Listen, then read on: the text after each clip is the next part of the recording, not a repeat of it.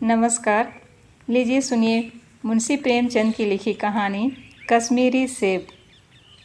कल शाम को चौक में दो चार ज़रूरी चीज़ें खरीदने गया था।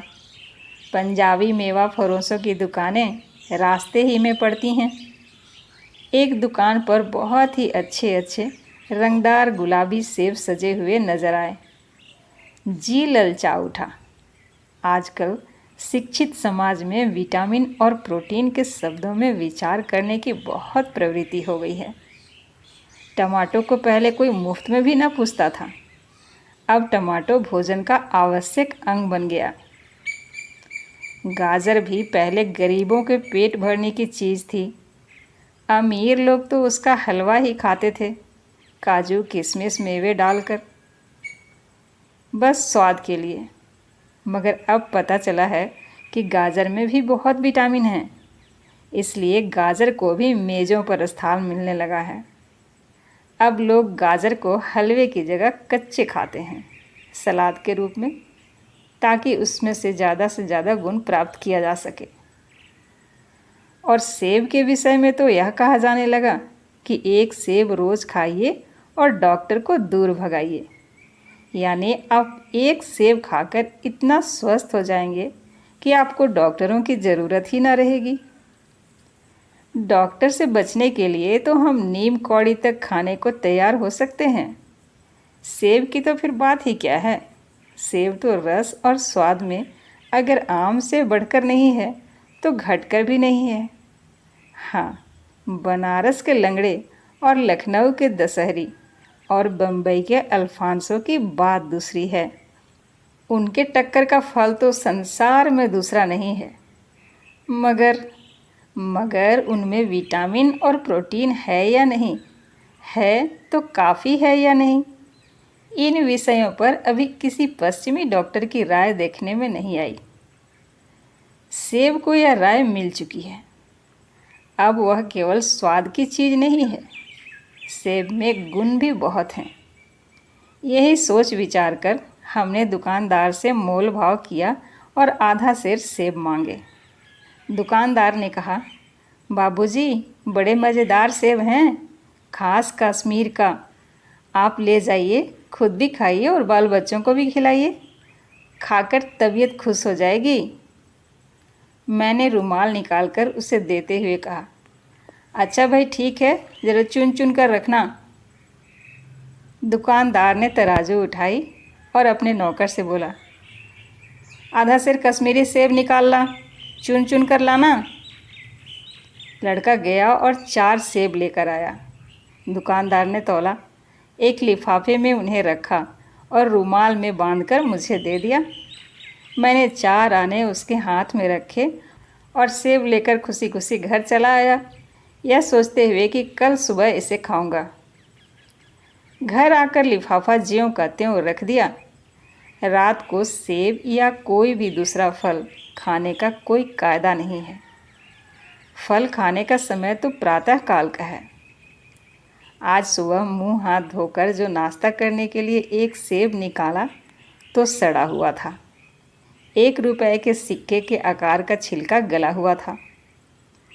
समझा रात को दुकानदार ने ना देखा होगा, दूसरा निकाला, मगर यह आधा सड़ा हुआ था। अब संदेह हुआ, दुकानदार ने मुझे धोखा तो नहीं दिया है। तीसरा सेब निकाला, यह सड़ा तो ना था, मगर एक तरफ दबकर बिल्कुल पिचक गया था। फिर चौथा देखा, वह यूँ तो बेदाग था, मगर उसमें एक काला सुराख था, जैसा अक्सर बेरों में होता है। काटा तो भीतर वैसे ही धब्बे जैसे कीड़े बैर में होते हैं। एक सेब भी खाने लायक नहीं। 4 आने पैसों का इतना गम न हुआ जितना समाज के इस चारित्रिक पतन का। दुकानदार ने जानबूझकर मेरे साथ धोखेबाजी का व्यवहार किया। एक सेब सड़ा हुआ होता तो मैं उसको क्षमा के योग्य समझता, सोचता कि उसकी निगाह न पड़ी होगी, मगर 4 के चारों खराब निकल जाएं, यह तो साफ साफ धोखा है। मगर इस धोखे में मेरा भी सहयोग था। मुझे अपने हाथों से उसे चुन चुन कर सेब देना चाहिए था। मेरा उसके हाथ में रुमाल रख देना मानो उसे धोखा देने की प्रेरणा थी। उसने भांप लिया कि महाशय अपनी आंखों से काम लेने वाले जीव नहीं हैं और न इतने चौकस हैं कि घर से लौट आने आए। आदमी बेईमानी तभी करता है जब उसे अवसर मिलता है। बेईमानी का अवसर देना, चाहे वह अपने ढीलेपन की वजह से हो या सहज विश्वास से, बेईमानी में सहयोग देना है। पढ़े लिखे बाबुओं और कर्मचारियों पर तो अब कोई विश्वास नहीं करता। किसी थाने या कचहरी या म्यूनिसिपैलिटी में चले जाइए, आपकी ऐसी दुर्गति होगी कि आप बड़ी से बड़ी हानि उठाकर भी उधर न जाएंगे। व्यापारियों की साख अभी तक बनी हुई थी। यूँ तौल में चाहे छटाक आधा छटाक कस लें, लेकिन आप उन्हें 5 की जगह भूल से 10 के नोट दे आते थे तो आपको घबराने की कोई ज़रूरत न थी। आपके रुपए सुरक्षित थे। मुझे याद है, एक बार मैंने मुहर्रम के मेले में एक खोचे वाले से 1 पैसे की रेवड़ियाँ ली थी और पैसे की जगह 98 दे आया था। घर आकर जब अपनी भूल मालूम हुई तो खोचे वाले के पास दौड़े गए। आशा नहीं थी कि वह 98 लौटाएगा, लेकिन उसने प्रसन्नचित्त मन से 98 लौटा दी और उल्टे मुझसे क्षमा भी मांगी। और यहाँ कश्मीरी सेब के नाम से सड़े हुए सेब बेचे जाते हैं।